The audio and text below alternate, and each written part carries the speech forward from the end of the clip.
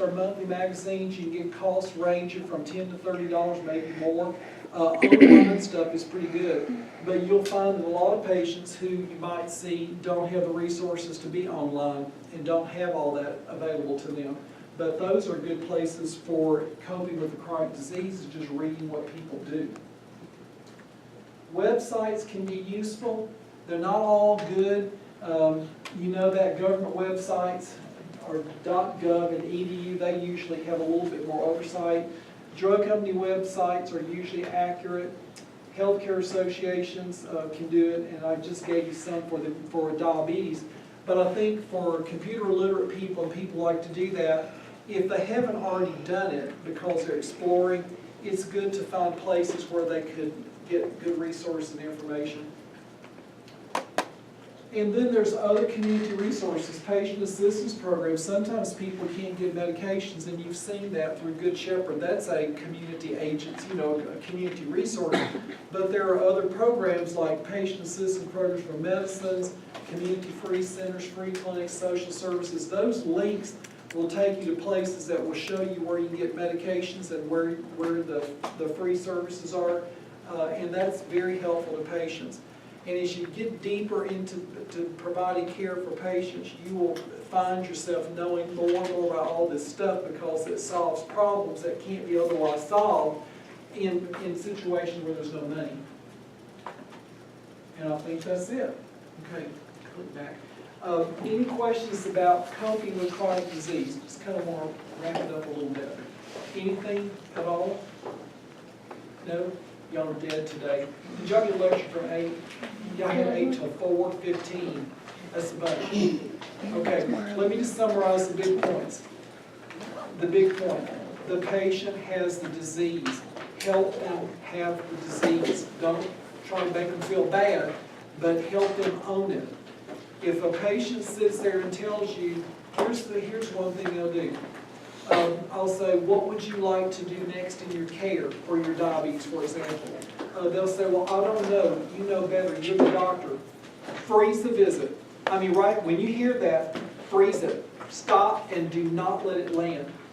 Do not let that stand. Because when they say that, whatever you say, you're the doctor. When you hear that, you cannot let it stand. Because what have they just done to you? Who got the responsibility? They just gave it away.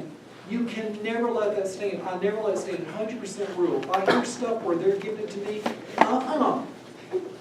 no. Because the whole visit is wasted. Whatever you said, nothing is going to happen. So I'll go, well, that's interesting, but I'm not with you 99% of the time, so tell me what you want to do. Where do you want to go? They might tell me I don't want to do a damn thing right now. Okay, why? I mean, I don't care, but you can't let them give it to you. Give it right back. And quick. Okay? Don't be nice for 3 or 4 visits. You're wasting time. Okay, so number 1, the patient has the problem, and who's the most important patient in a positive outcome? Who's the most important one to get a positive outcome? The patient. Okay, what is your role in that room? Coach, teacher, guide.